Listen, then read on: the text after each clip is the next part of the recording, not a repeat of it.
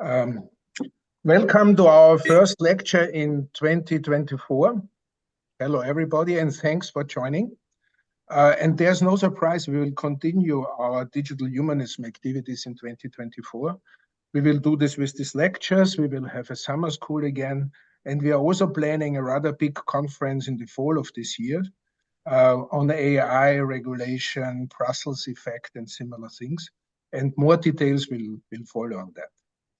Just a short reminder that in the meantime, also our textbook, Introduction to Digital Humanism, was published just before Christmas. It's open access with Springer, so everybody of you can download it. It's free access. I'm especially happy that we have this first lecture of this year, which is a highlight. Special thanks to Virginia Dignum for accepting this last-minute invitation to talk about this United Nations report on AI. And this report was just published before Christmas. So this is a highly topical topic. So it's also a very important issue. And as George has said, it will remain with us for quite some time. The moderator of today is George Metakidis, who will also introduce Virginia afterwards. The choreography of our lecture is well known. We have a talk for 30 minutes, then we have 30 minutes Q&A moderated by George, and at the end, it's again a piece of music, 2 to 3 minutes, and Peter Knees will manage that and introduce this piece of music. Special thanks to George for having taken over the role of moderator. George, thanks for that. I will not introduce you anymore. You are well known to the audience. And the floor is yours, George. Thank you, Hannes. As 2023 drew to its close, during December, there were at least 2 events of pertinence to today's lecture. The first was the adoption of the AI Act on December 9, and the second was the issuance of the United Nations Advisory Body interim report on AI. The 2 are important and the 2 are related. Many of you participated in Digital Humanism's effort, together with other like-minded organizations, to, let's say, provide the civil society counterweight to the corporate lobbying during the part as the AI Act adoption was approaching the finishing line. This effort is continuing with a dual goal of, 1, monitoring the further progress of the Act, and the second goal is to support the dissemination, the broadest possible adoption worldwide of the AI Act template, with adjustments and customization, of course, as part of the effort to have ultimately more or less compatible worldwide AI regulation. Now, this effective global AI governance is precisely the object, the declared goal of the United Nations Advisory Body interim report. It sets up this global governance as a prerequisite, and I quote here, for making sure that it harnesses AI for humanity and not benefiting only the club of the rich, end of quote. In terms of principles, it's very much compatible with the Biden executive order, all the other declarations, and the AI Act. In terms of enforcement, it says, I quote again, we cannot exclude that binding norms and enforcement would be required at global level, end of quote. So in spirit, at least, what the report sets forward is compatible with what the AI Act puts forward. But it goes into areas where the AI Act does not dare tread institutionally, like military applications, where it says very clearly that it recommends rather the ban of autonomous lethal weapons. So it has a part which is very important, cannot be covered by other initiatives. A question that arises is whether the UN initiative, as it progresses, and the possible leverage of the Brussels effect and the broader adoption of the AI Act template can dovetail in a certain way and synergetically work towards some form of global AI governance. To address all these issues and more, we're lucky to have us today Virginia Dignum, who is Professor of Responsible AI and Director of the AI Policy Lab at Umeå in Sweden. Her research centers in responsible AI. She has written a book published by Springer in 2019 entitled Responsible AI, How to Develop and Use AI in a Responsible Way. She's a member of the Global Partnership of AI, the GPAI, that most of you know, the high-level experts group on the implementation of UNESCO's AI ethics recommendation, the World Economic Forum Council of AI, and I will not enumerate all. She's a member of the aforementioned United Nations Advisory Body. Among her previous very prestigious memberships, which I will also not enumerate, I note particularly that she was a member of the European Commission high-level group on AI, which provided foundational input to the AI Act at the time. In fact, if I had been asked to invent a CV that would be most appropriate for today's lecture and discussion, I could not have improved on reality. So Virginia, the floor is all yours. Thank you very much. Thank you for the introduction. Thank you all for being here. It's nice to see so many people. I have a presentation prepared, but I also have a couple of different issues I would like to talk about. And indeed, it was a bit short time, but I think that altogether we will have interesting input for the discussion. I saw that George already mentioned some of the issues that happened last year, but I actually have been working during the Christmas break on a so-called annotated timeline for AI policy in 2023. And as you can see from what I'm sharing now, and I'm happy to share a link to this document when I finish it, it has been a year full of activity around AI and AI policy, starting with the launching of the NIST, the US National Standards Institute framework for risk management in AI. We had, of course, all the releases around large language models and all the large generative models, from, as for instance, the GPT-4. We also had a lot of discussions in many different directions. I have here the example of the open letter that the Future of Life Institute launched in March, asking for a stop in the development and the research on AI, giant AI experiments, like they called it.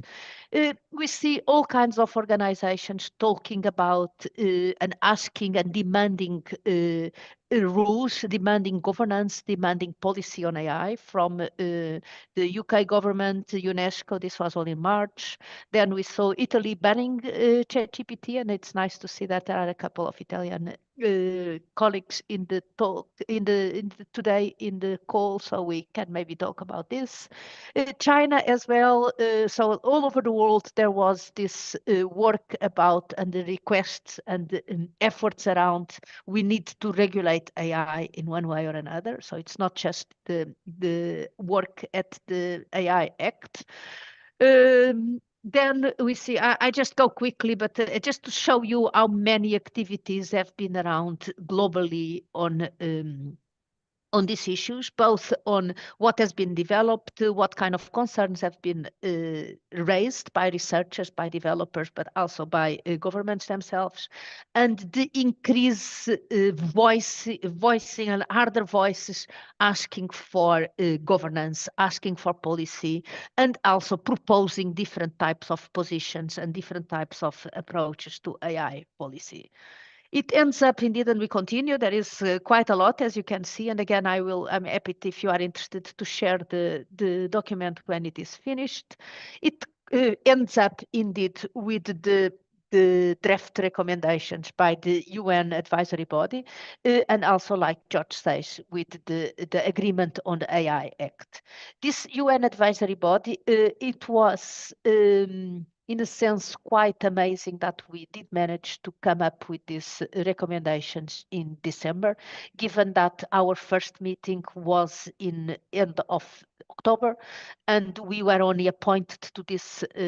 So the whole thing was only clear that it was going to exist somewhere in September. So it was quite a lot of work that we did in a very short time. We were together for 2 days in New York at the beginning of December, and I don't know if they were joking or not, but some people there, the officials at the United Nations, they were commenting that this group has been breaking the records in number of meetings in such a short time from all of the United Nations ever. So we had over 60 meetings in different compositions in less than 6 weeks.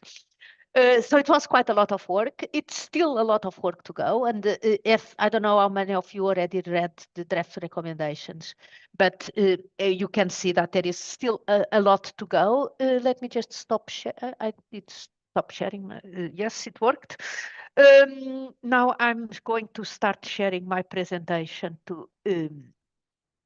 to go and now try to understand where we are and how where should we be going from there. Let me see, where is my presentation? Yes.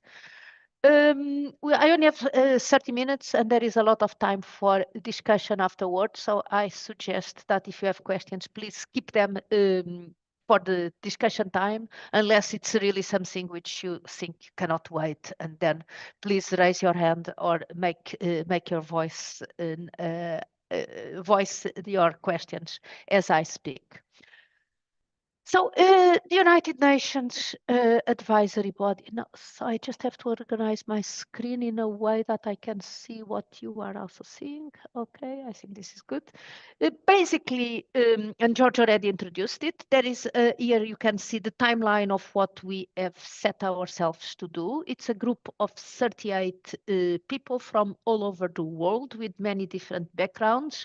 They really tried to make us as inclusive and as diverse possible type of group, not only in terms of expertise, of national backgrounds, but also in terms of age, in terms of gender, in terms of ethnicity. So it is a very, very diverse group in only 39 people, sorry. We start, the call was in August, then in October we had our first meeting, I believe the 22nd of October. We have been working until the end of December on this report. And now, starting around now, we are organizing and engaging different groups and communities across the world on consultations about the document. And again, it is, I would advise you to have a look at the document and to, there is a possibility to give your comments online. So there is a form that you can fill directly with any comments or any suggestions you have on the document.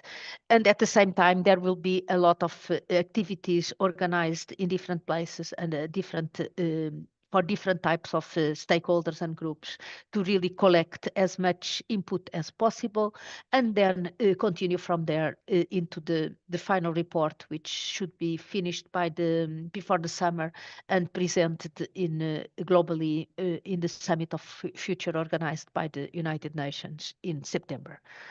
The tasks that we were given was to support building a global scientific consensus on the opportunities, enables, risks and challenges of AI. So in a sense, identify what, is there any consensus? What can we say in terms, what are the opportunities? What are the risks? Where are the challenges and enables going to be? So that we have had a working group working on this, or 2 working groups working on these issues. Also, we have a request or a very strong aim to look at how can we harness and profit and develop and use AI in ways that are contributing to the Sustainable Development Goals agenda. We are in 2024. The world agreement around the Sustainable Development Goals is that we should be achieving them by 2030. So we have 6 years to go, which is very short. We need all the help. We people need all the help that we can have to really get there in all these very complex goals that we have set ourselves to do. And so the question is, can AI help? And how, if yes, how can AI help? And at the same time, how can we ensure that by developing AI, we are indeed aligned with the goals and not working against the goals? And then finally, the idea is to strengthen the request is to think about how to strengthen the international collaboration on AI governance and how that could be done.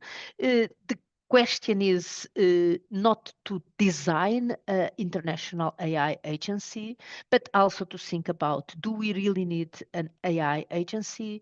If we do need, what for is that agency should be doing? Is that the United Nations are not a regulatory body like the European Union, for instance, is, or national governments are. So without regulation, what can such an agency do? And at the same time, how are we going to achieve such agreement internationally on these issues? And to do this, of course, a lot of the issues and a lot of the background for this is thinking about not only what AI is, but much more about what do we want AI to be? What are we doing with AI? How are we conceptualizing AI? How are we using AI such that by sharing this understanding, we can then think about what such an agency could be. And the rest of my talk, I will talk more about this background. So what are we doing with AI in general, and how are we conceptualizing AI? Because if you read the media and every day there are news about AI. In one end, AI is everything. So any type of technology nowadays, we are calling it AI. And at the same time, there is an idea that we can do anything with AI, and AI will solve all problems of the world. And the other narrative is the narrative that AI is going to come with lots of risks, and we do need to address those short-term and long-term the risks in one way or another. So let's think about those things as information and as a background for the understanding what this advisory body and this work from the United Nations should be. And now so what are we doing with AI? And probably there is a lot being doing with AI, but what the general public has seen in the last year is things like that. We are creating and generating all types of content. In this case, the request or the prompt that I generate is a Bosch washing machine in the style of the painter Hieronymus Bosch. The result is quite interesting, is quite fun. We can have a lot of discussion about the quality, the artistic quality of the result. But of course, by doing this, and this is just an example, and we have done a lot also, all of us have experimented with image generation, with text generation. And this is, I think, if anything was different last year over all other years, is that last year was the first time ever that the general public, anyone in the world, could access AI and experiment with this type of interaction with AI systems in a direct way. The questions, of course, is who is creating this? Who is the owner of this this image? What does this mean that I generate this with a push of a button? To the concept of art, the concept of the creativity. Is AI the tool here, or is AI the author? And many, many other questions are coming, and we saw even very recently with these discussions around the copyright and the use of copyrighted data and content for these systems to work. There are a lot of questions, and most of those questions are not directly questions that computer scientists like me can address, but are much more multidisciplinary, or questions which require an answer from the humanities, from the social science, from a broader discussion in a scientific world. What AI is doing, of course, AI is showing us a mirror of what our prejudices, our biases, and we have discussed that in many different ways. We see that in the generation of images, and of course, by generating this type of images, we are also contributing to create even more biased AI, because these images that I generate about nurses and doctors will be used by the next generation of AI systems as extra input to confirm the bias that nurses are indeed female and doctors are male for whatever reason.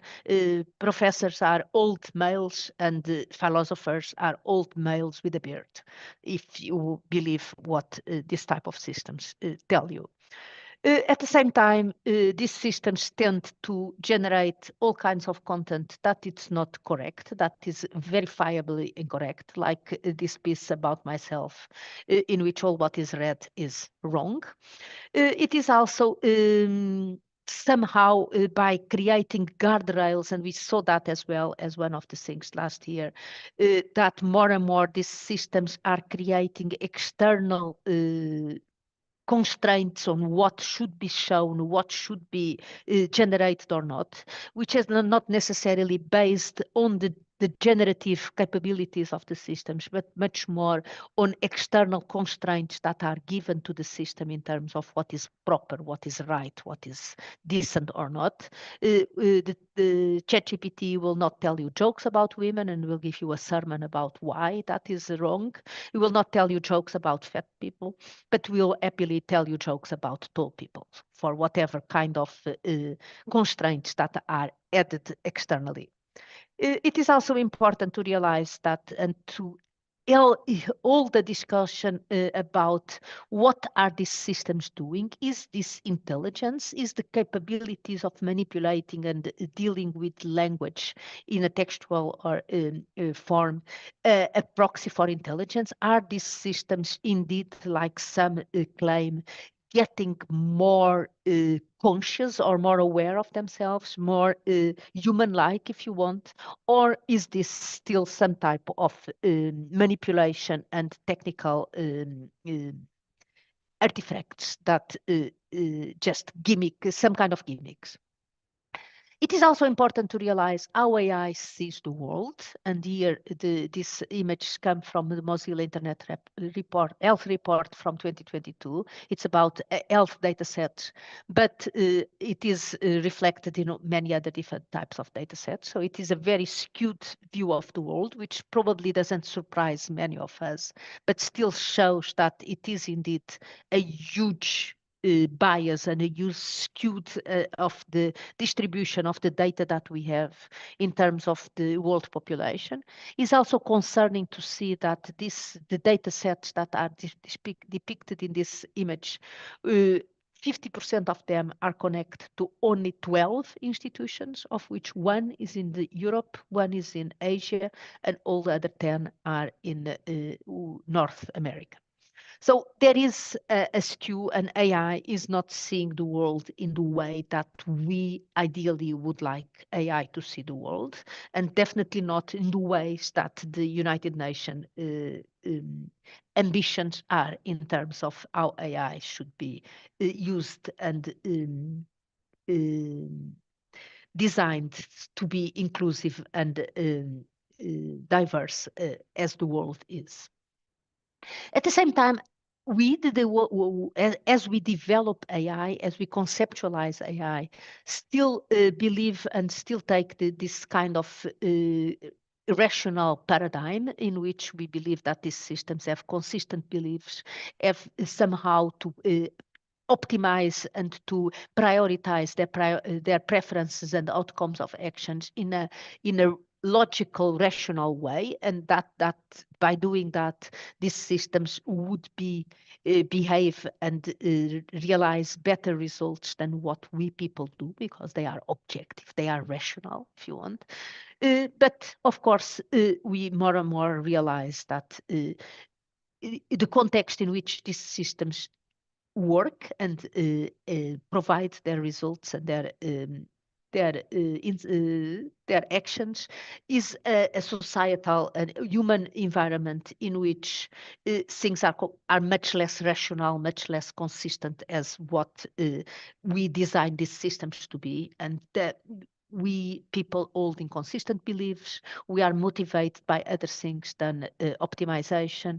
We don't maximize our actions forever, and it is probably important to start thinking about what does this mean in terms of the introduction of systems that act in an optimal, rational way is going to do for the ways that our world, our societies work and happen. So it comes from all those concerns, also from issues of last year. It comes with all kinds of concerns, all kinds of misuse of AI, all kinds of issues or calls for addressing also the risks of AI systems. Let me just look at the time, and I think we should go a bit. So the issue is not so much about, and maybe we should stop more or less here to have time for the discussion. It's not so much about what AI is, but much more, and this is in terms of thinking about regulation, thinking about these agencies for AI. It's not so much about thinking about what AI is, but much more thinking about what do we want AI to be. AI is a technology, is not something which happens to us. That's another misconception which we see increasingly being propagated by the media, for instance. We get to believe that AI happens to us, like the weather happens to us, without having any capabilities for us to determine or to control this type of systems. But the reality, of course, is that AI is developed, is designed, is implemented by people. It's a tool or an artifact that we create. And as an artifact, we, the creators, even if the artifact has the capability to evolve and to redesign itself, we still have a responsibility for the artifact as the ones that build the artifacts. And therefore, we have to start thinking about what do we want these artifacts to be? Do we want them to be a simulation of the world, or do we want them to operate directly in the world? Do we want to use these systems to understand intelligence, like it was the original ideals and aims for the whole field of AI research? Or do we want these systems, like we see today, to have active interventions in the world, and interventions which often are not mediated by people, either by mistake or by design or by omission, but they more and more, these systems are acting directly in our world. We also need to think about what do we mean and why do we keep talking about likeliness to humans. Do we want these systems to be human-like? What do we mean by that? And why would we want these systems to be human-like? So it's another question that, as the builders of these systems, we need to think about. And the way we address these questions have consequences for policy and for the organizations and regulations that are coming up around the design of these systems. Is it a tool? And if it's a tool, is it a tool for what? Or is it a tool for what? I'm left-handed. I cannot use a normal scissors in any way, because normal scissors don't work in a left hand. Just try to do it and you will realize that. So by designing tools, we directly or implicitly are giving affordance to the tool to do things in a certain way. And those affordances are not always as inclusive and as diverse as we would like to do. So we need to much more think about who is the ones who are benefiting from these tools, what are these tools meant to do, and moreover, who has the power to decide about what all of this, answering these questions. So all the questions that are in this slide at this moment are clearly issues that at this moment are being answered.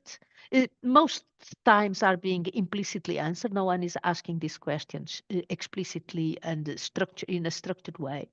But the answers come from those that have the power to build these systems. This power is increasingly concentrated on the large, gigantic tech organizations that are private organizations, and as a private organization have their own objectives, their own visions.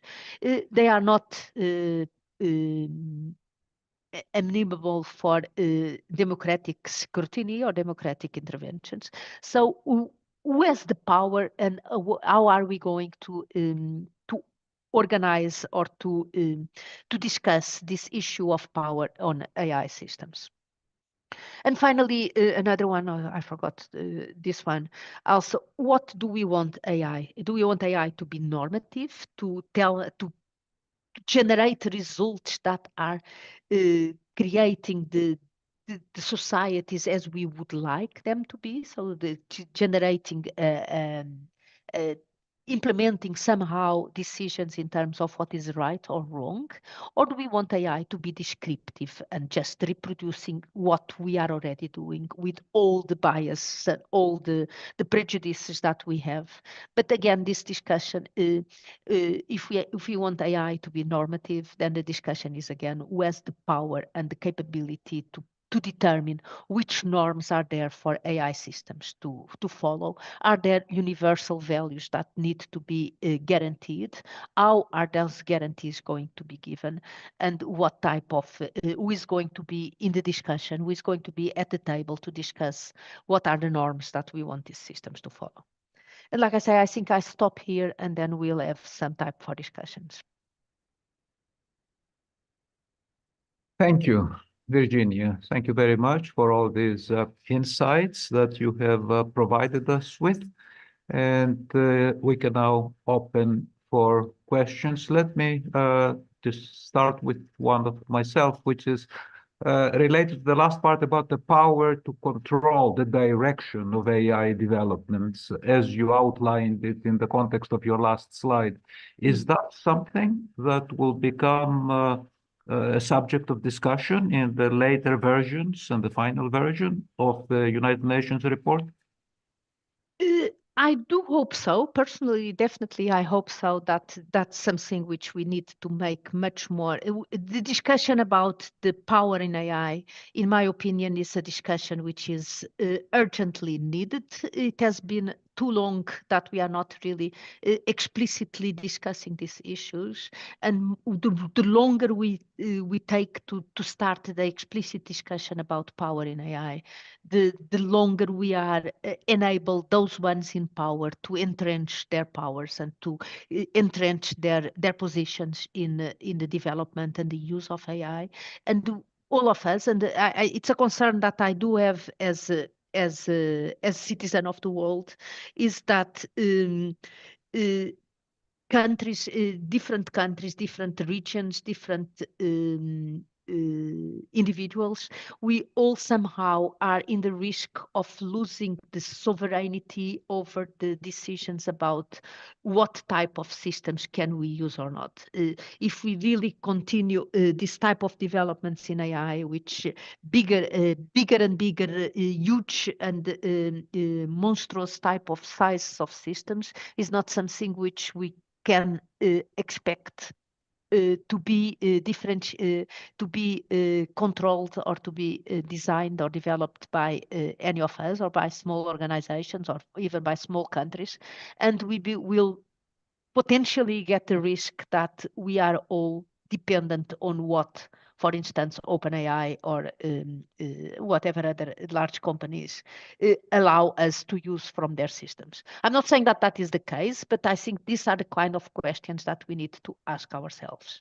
Who is in power? What power they have? What power do we want to give them? What power do we want to keep in governments and international agencies? And how is that issue of power being to be balanced between different actors? Thank you. Moshe. Please unmute yourself. Yeah. I always wonder, what is the carbon footprint of the sentence, "You are muted"? Thank you for this. Thank you for this overview. You mentioned that people are not maximizers. People are not utility maximizers. They are satisficers, and I agree with you. Mm-hmm. But corporations are maximizers.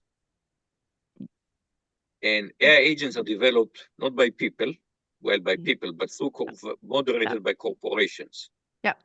So it seems to me is that that's kind of one of the major issues we have to deal with. Nobody wants to mention the C word, capitalism, but somehow we have to deal with GRAP, that we have created an economic system that is based on maximization. Yes, you are completely right. I think that that's one of the issues, the capitalistic approach, or the design of the systems, the economic systems and the societal systems that we have, in which AI is now one of the, let's say, the components. Indeed, is about maximizing. But the point there is that what is being maximized and who is maximizing what is not something which, and that's what I talk about power, is not something which we have not all the time, not even an understanding of what and why the maximization is there in those corporations. And in other end, there is not a discussion about what are the limits or how to regulate somehow this the maximization, the directions of maximization in which these systems are potentially going. And maybe the difference between the situation now with the capabilities of AI and what we had before is probably more one of scale than one of really a completely different paradigm. But the scale is something which really is can be used to generate extremes of maximization that no one had foreseen before, and that makes it more complex maybe to discuss, and more urgent to have a discussion about exactly this maximization, the power to maximize, and the limits of what should be maximized. If there are, and I mean, the discussion is also about, is there a limit to maximization? And if there is a limit, how do we deal with that? Yeah.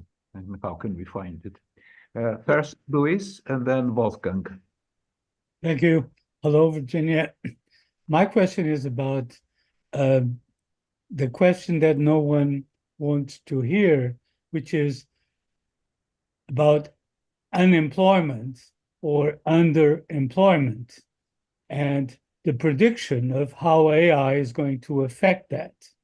It's normally put under the rug, whereas one should be already making studies, both general and local, about these issues. I'd like to hear your opinion on that, please. Thank you. Indeed, it's an important question. I'm not an economist or in any sense. As you know, I'm a computer scientist. It is an important issue. It's an issue in which there is, at least the studies that I'm aware of, point, apologies. Existing studies point in many different directions. There are indeed many studies which say that the unemployment will rise by an enormous amount. Other studies, they show that, or they they claim that there will be maybe some disruption in employment, but if we learn from what has been in the previous industrial revolutions, at a certain moment more jobs are created than the ones that are lost, but they are created in a different in different sectors and with different education backgrounds. So I don't really dare. I'm concerned about it. I'm concerned about exactly the fact that we don't really know in which direction it goes. But recently I read a study, and I don't remember exactly where, but I can again find it out if someone is interested, in which looked at how have we dealt with the changes of labor in the previous 200 years. What we do know is that every of these technological disruptions has led to less working hours. For all of us, our grandparents and our great-grandparents worked many more hours than what we do now. So the increase or the decrease of the amount of hours that we work for the needs that we need to fulfill is steadily decreasing. The decrease in working hours has for a large part been also compensated by the increase of education time. Our great-grandparents and their great-grandparents, they hardly went to school. Nowadays, the average that we go to school across the world is, I believe, around 12 to 15 years in average in the world. In the developed global north countries, it is close to 20 years or 18 to 20 years of education in average for people in this country. So we have decreased the amount of working hours, increased the amount of education.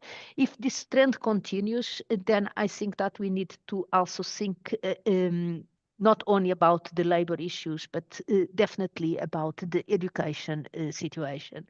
And probably doesn't really make sense to increase the education period at the beginning of our lives, like go and study for 30 years, and then after the 30 years we go work. To take the same way that has been before, but we really need to start thinking about how to combine education and training and learning with labor and economic working activities in a way that compensates not only the decrease in working hours, but also enables all of us to be educated in an adaptive way that enables to take up the changes in a more more constructive way. Thank you, Virginia.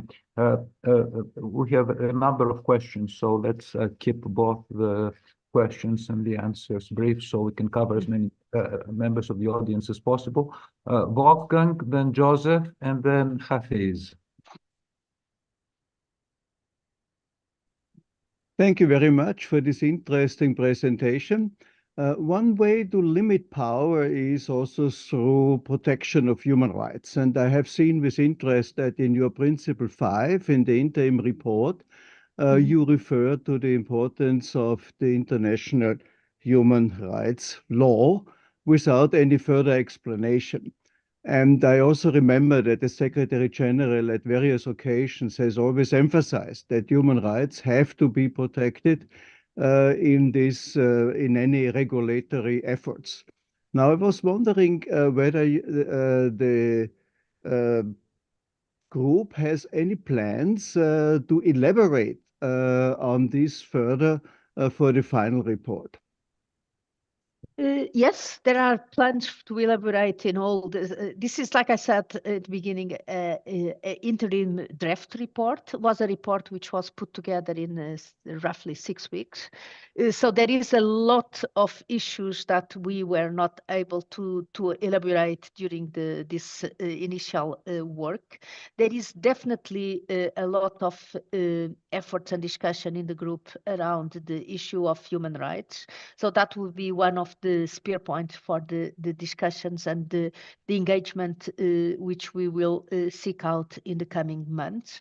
I cannot really tell you any concrete steps that we are going to take. Our next meeting after we finalize the report just before Christmas will be next week, and there we will have a more clear agenda and discussion about how are we going to organize ourselves and also the engagement activities in order to deal with the issue of human rights, but also many of the other open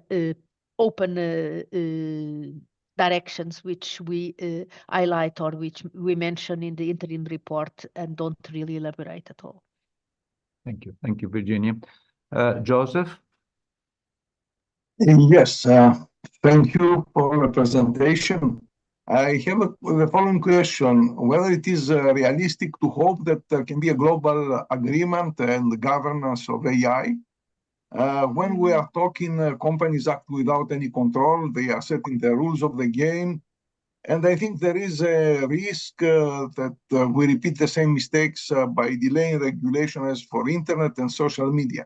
So when I compare EU and US tax, I see huge differences. EU adopts a risk-based approach that is quite technically very, very strong, very good. And I see that the US tax, they take a very, very different approach. I mean, it's just wishful thinking, and even the NIST report you mentioned is completely empty, technically speaking.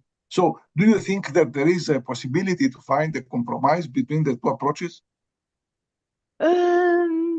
It's a very good question. It's one which is difficult to answer in a short time, like George is asking me. I think that the main issues here is first that a global universal regulation, I don't think it's possible. We have not have unique regulations in not many other sectors. So what globally can be agreed is to have first and starting with a global discussion about exactly this type of issues. So that's the first point. The other one is efforts. We need to work towards efforts to align or to be able to translate between regulation as it is going to be implemented in one part of the world with regulations in other parts of the world. So we need to have somehow to translate it, like we do translate other types of regulations. And we know that traffic regulations are different in all different countries, but we do know that we can expect some basic understanding of how traffic works, even if we go to a country where we had never been before. So this type of global and abstract high-level agreements need to be achieved. And then finally, I think that as a basis for this type of high-level agreements, we do need to go back to the universal human rights and see if that could be used as the high-level basis through which all or towards which all different approaches to regulation can point to. Yes. Now, I had a request from Hafiz, whom I cannot see, and he says he cannot raise his hand electronically. So, Hafiz, wherever you are, can you go to Mike and then to Hannes? Thank you very much. Am I audible? Can you hear me? Yes. Yes. Okay, so I'm Hafiz from Pakistan, former PhD student at TU. When we were speaking from academia, when we design a course or we do a project with students or maybe just submit a research projects, so there are these United Nations sustainable goals that we have to achieve with that particular course or with that particular project. So don't you think so that these are kind of rubrics for us, that UN SDGs, and I see that like most of the time, some of the colleagues, they have also mentioned in the comments as well, some are worried about the climates, others are worried about the jobs. So most of these projects that have been done by these companies, I think that they are not able to achieve these goals. So I think that these are some these United Nations sustainable goals. They are a kind of rubrics to weigh these particular. Yeah. Okay. But, yeah. I think you are right. Indeed, the Sustainable Development Goals is also one of the spear points for the work of the high-level body, AI body of the United Nations. It would be good indeed that you mentioned that education the curriculum is designed around these sustainable goals. I wish that would be the case all over. I still see, for instance, in AI developments and the main conference in AI, that the only way that we measure merit of papers is by checking the accuracy and the improvements in accuracy of the systems that are developed without really checking or demanding the same papers to tell about how much this increase in accuracy cost in terms, for instance, of computational or energy efforts. So we do need also in education and in the research world to take a much more serious approach to really taking the Sustainable Development Goals seriously in the work that we are doing. Thank you. Perhaps we can even think of a new Sustainable Development Goal, an 18th one in the future. Mike Nelson. Professor Degnan, thank you very much. Very, very useful slides and presentation. And I'm glad to hear that you're not a victim of some of the myths that I hear here in Washington about AI. My question is, what myths and memes do you think are being most impactful and doing the most damage in our discussions about AI and AI regulation? I've heard several people use some of them. The idea that data is the new oil, that that AI should be treated like plutonium. The whole idea that AI is not regulated is insane. Yeah. I mean, here in the US, we have lots of regulations about all types of software. And I thought the most important thing you said is that often it's responsible use that we want, since we can't design software to always be ethical or responsible. But what myths do you really worry about, and how would you fix them? Thank you very much. Actually, I'm part of the work I hope to do here in my sabbatical in Harvard is to write a book about the AI paradoxes, in which I try to discuss several of those myths. I think one of the main myths, especially connected to regulation and to governance of AI, is the idea that many of us still have, that we can fix technology by developing better technology. So that there is this techno-solutionism, that technology will solve all the problems of the world, including the problems we generate with technology. We need to take a much broader approach, and also a much more social technical approach, in which is not just improving the technology, but really looking at the pressure points between society and technology, between people and machines. So that's one of the myths that I think it's really very relevant also to take into consideration with when we talk about regulation. Also, another issue with the regulation is this idea that if we ensure that how I would put it, that there is somehow a way to, and you mentioned that just before, that there is a way to build normative technology in a way that it will be agreeable for all of us, and that's what I was just saying in our previous answer. And finally, one of the issues that I have been talking about, one of the, let's say, the metaphors that I use, is that we are very much in a regulation concerned with the equivalent to ensuring that the AI has seat belts and brakes, like in a car, so that the technology itself comes with constraints and with regulatory aspects, but we are not looking enough at the issue of what are the driver's license that we would need, or the equivalent to driver's license for the AI development and use. So it's this indeed the difference between the regulating the technology monitoring or regulating its use. And we know from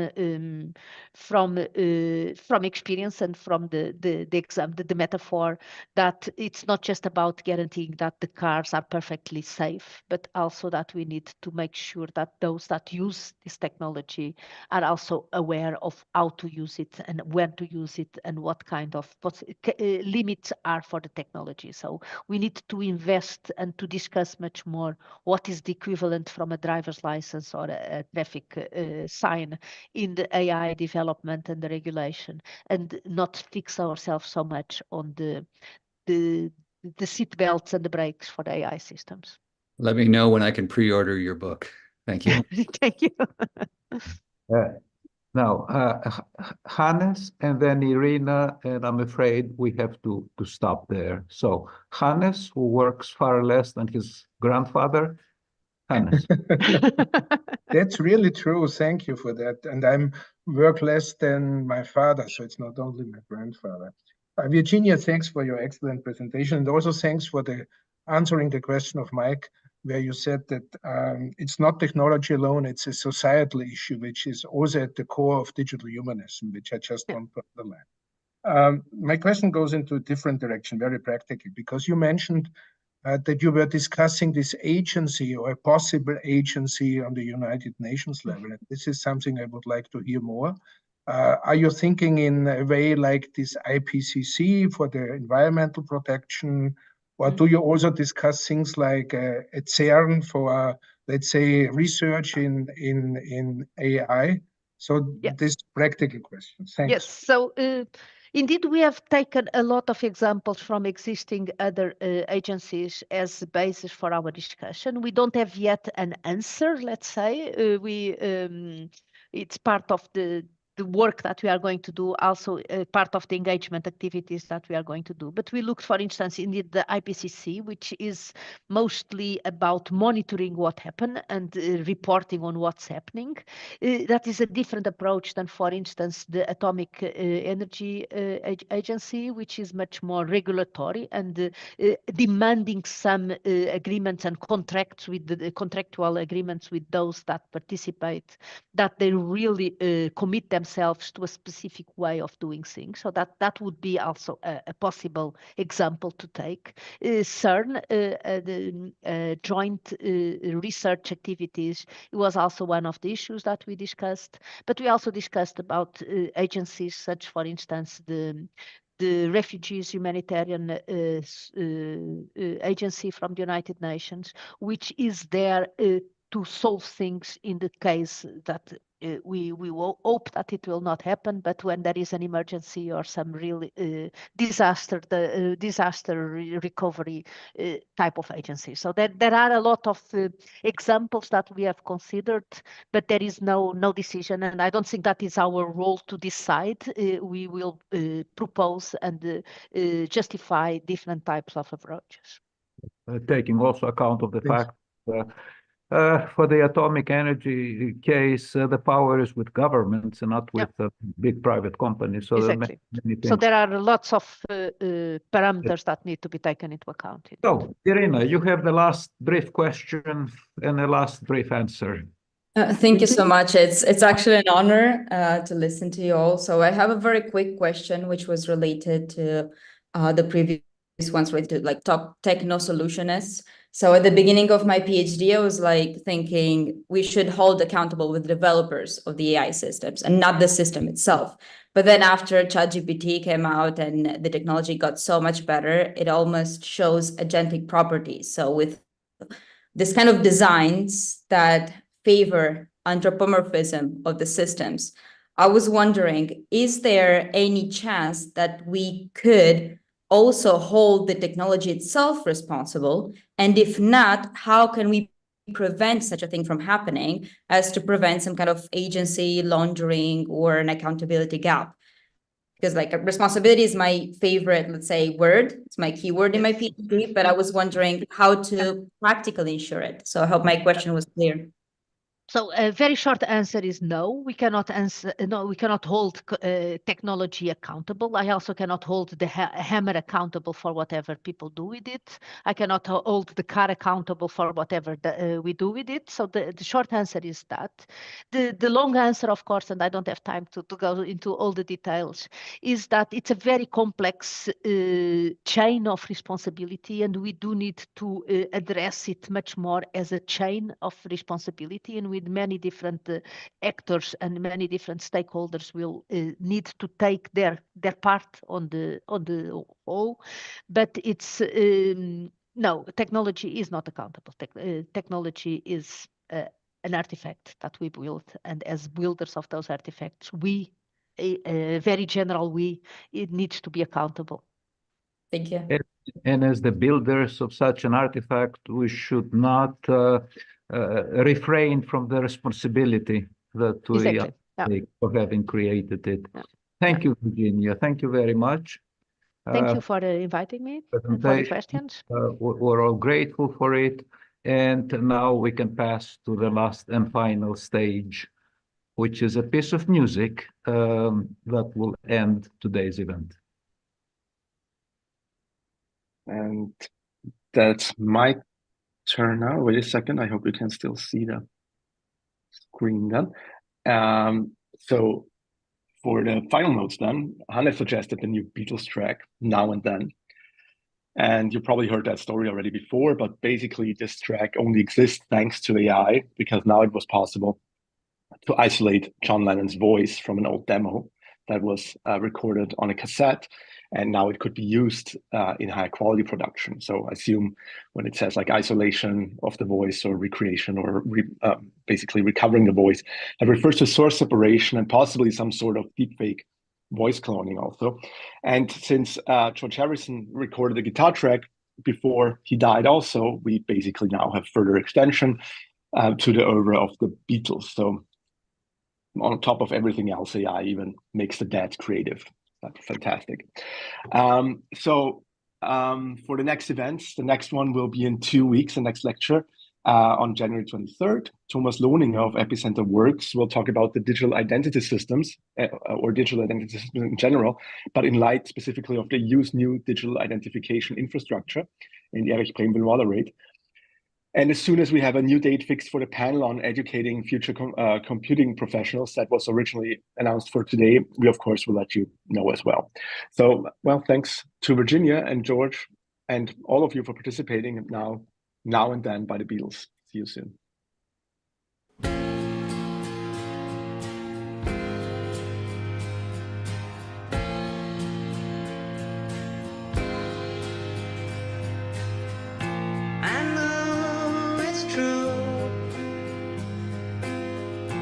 It's all because